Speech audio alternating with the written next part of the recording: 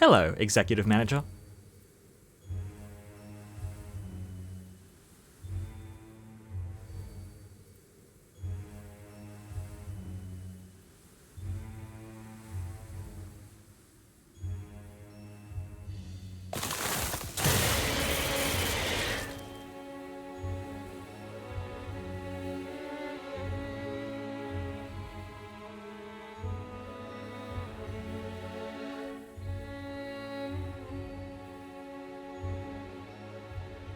Big Man Hung Lu is here, and he needs as many Ally Heisho as Vis Abno needs roses. With the release of the Harem Master, we've unlocked the full set bonus for yet another seasonal ID team. Set bonuses in games can be a bit contentious. On one side, you can gain awesome bonuses based on the synergies and plot points observed during a game's story. On the other side, the developers are basically telling you how you're supposed to play the game, because if you don't utilize these perks, you're probably putting yourself at a straight disadvantage. An analogy could be the Bloodfiend team working at a Macca's. If you've got Don there, it will run like your standard fast food restaurant. The manager keeps everyone under control and on task. But as soon as you take away their supervisor, the children will run wild, smash the soft serve machine, record TikToks of themselves deep frying each other to make Iron Man suits, and whatever else they could possibly think of. Yes, this is how fast food works in Australia.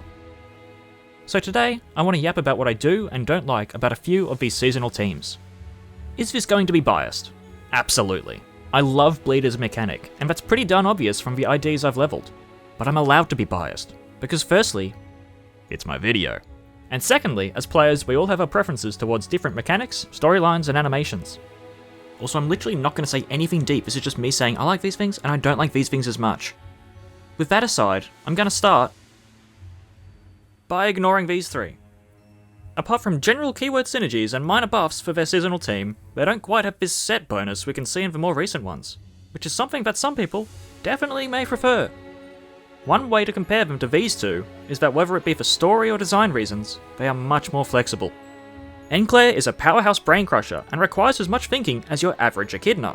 The Spice Girl has attack weight and deluge, and does not actually incentivize bringing fan favorite Kanto 4 ID, sloshing. And Wild Hunt has a horse. And a revive and attack weight and death and sinking. Look, honestly, I don't know what he does, and I don't want to animate a horse because then I'll start making horse game references again, so I'm ignoring him. Ultimately, these IDs can fit into other teams much better than the last two I'll be bringing up. This first one doesn't overly rely on bringing her seasonal companions either. Being part of the barbershop threesome, Captain Ishmael doesn't have as many crewmates to drag along. And I'll admit, I don't think I've ever brought all three of them simultaneously, which is something you can afford to do, given that you can still bring a bunch of other sinners alongside them. My favourite part about this ID is that it plays into a key part of Ahab's mechanics without severely limiting its functionality in lieu of Pecord, Heathcliff and Yisang. Ultimately, the only true set bonus for the Pecord trio is 1 Pierce power and faster Queecliff passive stacking. Everything else she offers can work without them, even her assist attack mechanic, provided you meet her resonance conditions. Basically, she has the bleed keyword and cool animations, so I'm required to acknowledge her existence. The only thing I don't like is that she's a constant reminder that Kanto 5 enemies exist.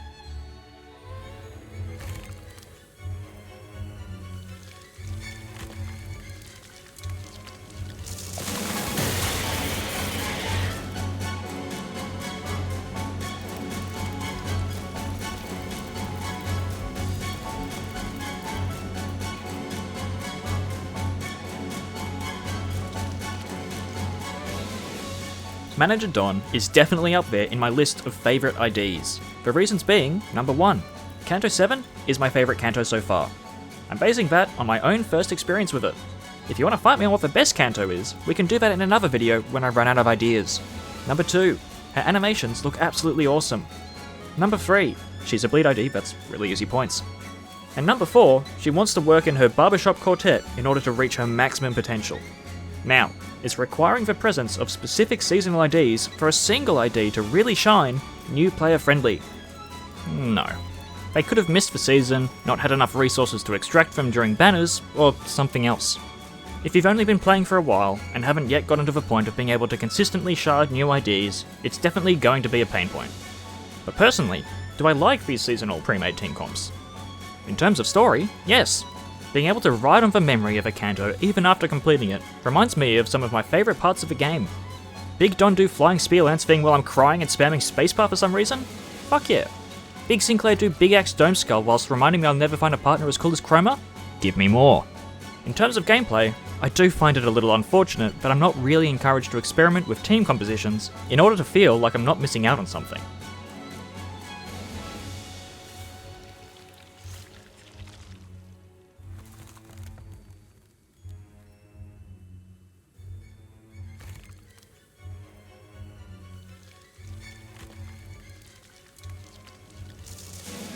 And finally, we get to the real collector's dream.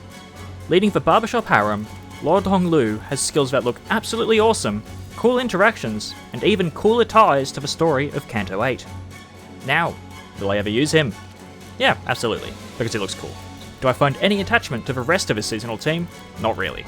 With the Blood Friends, you get entire story points that lead up to their grand reveal, boss fight, and get to understand their places in the story.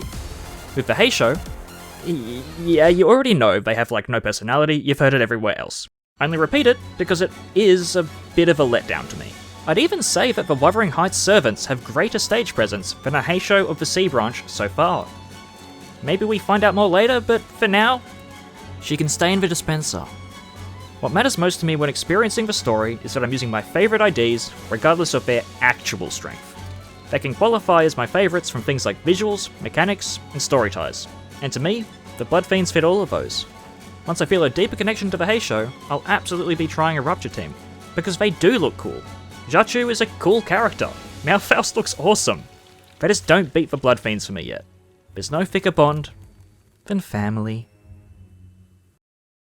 So tune in next time when I instead plan the visuals around a script rather than the topic around the cool background of an abnormality that slaughtered me on floor 9 of my MDI run.